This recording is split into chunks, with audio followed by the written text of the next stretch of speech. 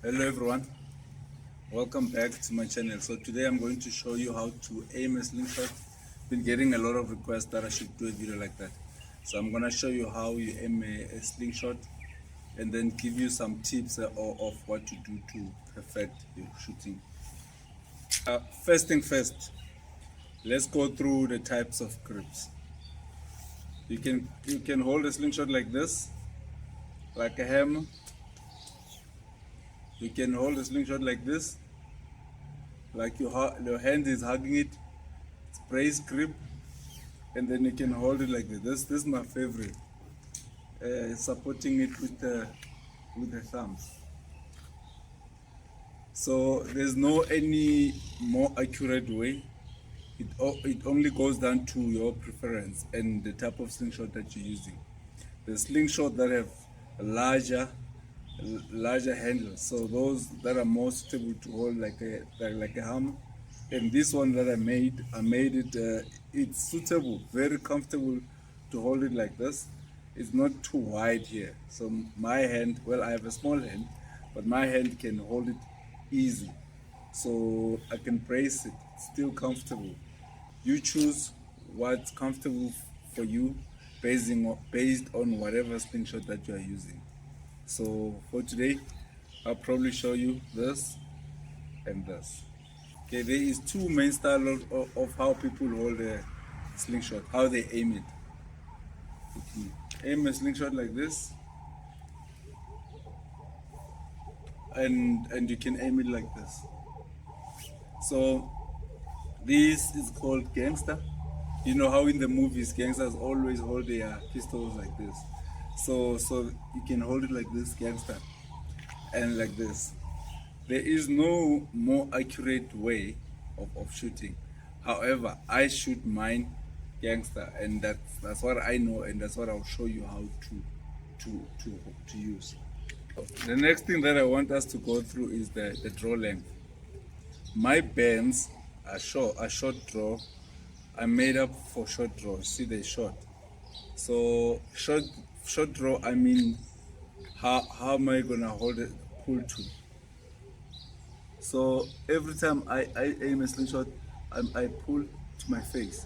The bends can pass a little, but I don't have to stretch them to maximum, because when I do that, the bends are gonna break quicker. So yeah, yes, this is gonna be faster than this, but this is also fast enough for me to hunt if I want to hunt. It's other shooters that make their bends very long, so they would pull them even longer like this. It's called butterfly. You know, they stretch their hands like this.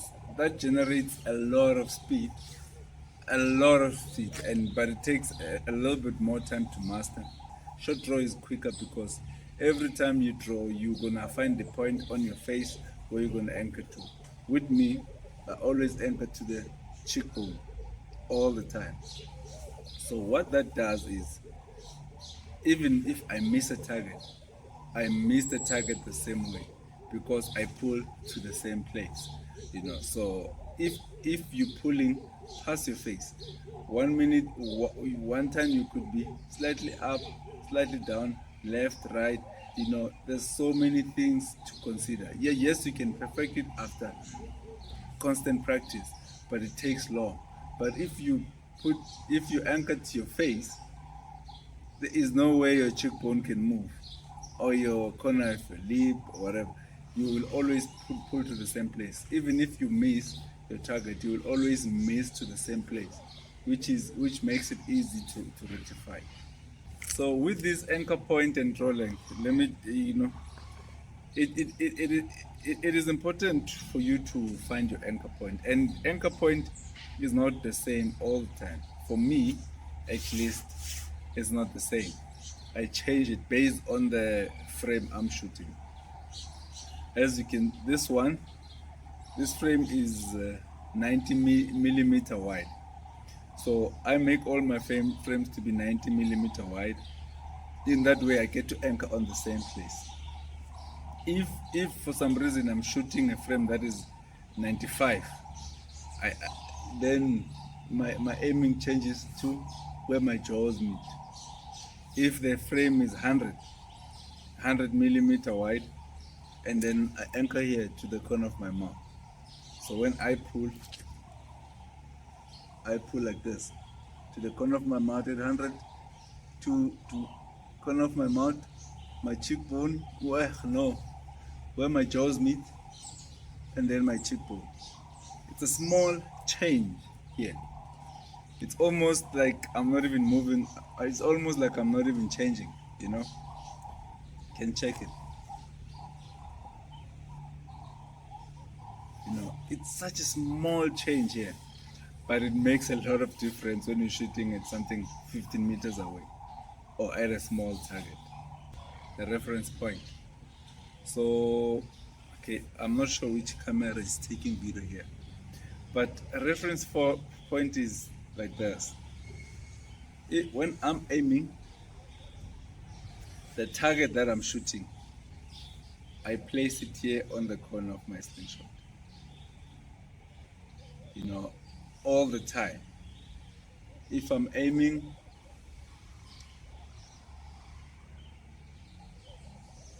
whatever I'm aiming at, I put it here on the corner of my mouth. So it may happen that whatever I'm shooting, it's 30 meters away. And then the corner of my mouth, my cheekbone is gonna shoot just before it or below it. So in that case, I move down to the corner of my mouth. It's possible that something is even further. So I move down in the corner of my mouth and I don't aim on my corner of the slingshot anymore. I aim slightly down, say a third of my slingshot, you know, slightly down. I don't use the top anymore. I use slight bottom. But that is a lot of trial and error.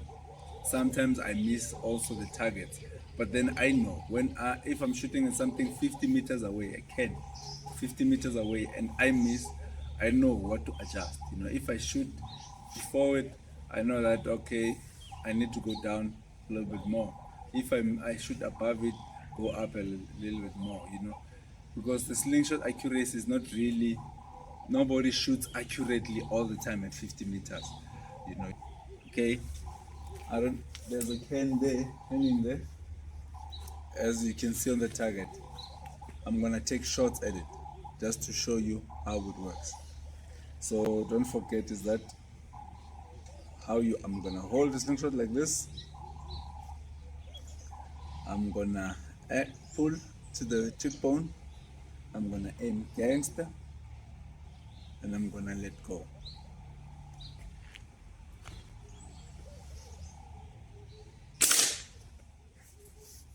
So hit, take 5.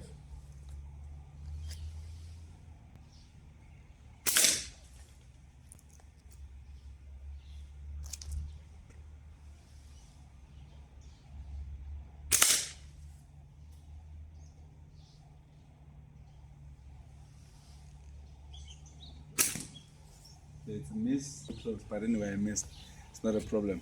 But I hope you got it how it goes. It's easy, but you know, missing is not a problem. The issue is every shot is an opportunity to learn. So every shot that you take, you must study it and then adjust from it.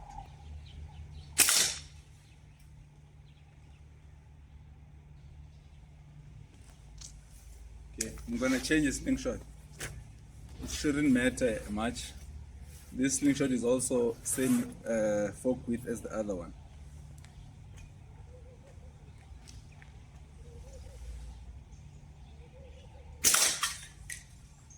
So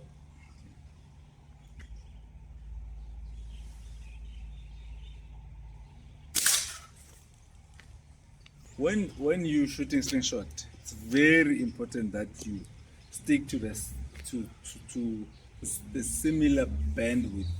You know, there's those more traditional or old type of bands that are thick, those ones are very tough to work with, because as you pull, they are hard, your hand is shaking, you can't even pull, they don't even stretch that much. So those are horrible bands to start with.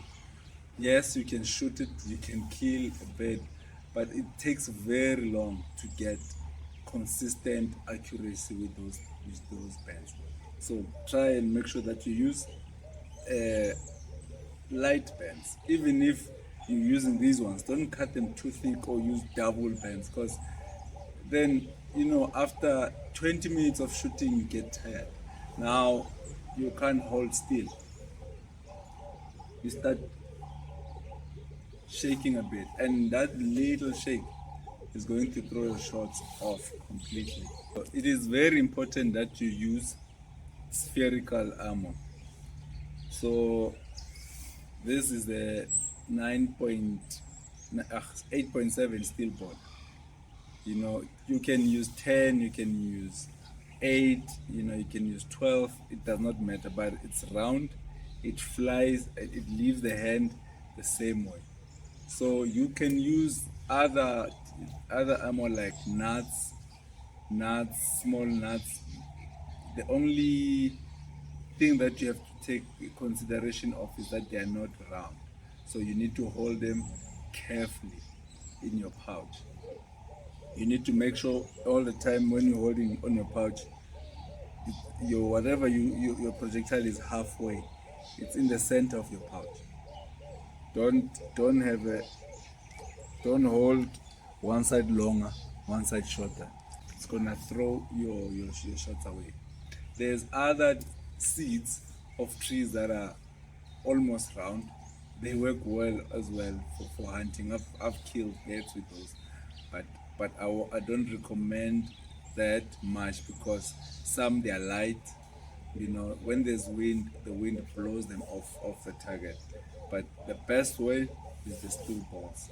Rocks, we grew up shooting rocks. Rocks can work, but try and find a spherical rock, slightly rounder rock. And as well, what tends to affect your shooting a lot is the release. You can get all these points right, but and still have a bad release. So a bad release would be you letting go of a thumb first, and then your ball has to jump this finger. That throws off your shot badly. Most of the time you might even shoot your slingshot and break the fork tips. So make sure that when you release same time. Need to achieve that. I don't hold in front of my steel ball. I hold on it. I pinch on the steel ball. I don't pinch in front. There's other shooters that hold in front, but they can release same time. For me, it doesn't work. So I've practiced a lot on holding the ammo, and that's what I go with. I hold on the ammo.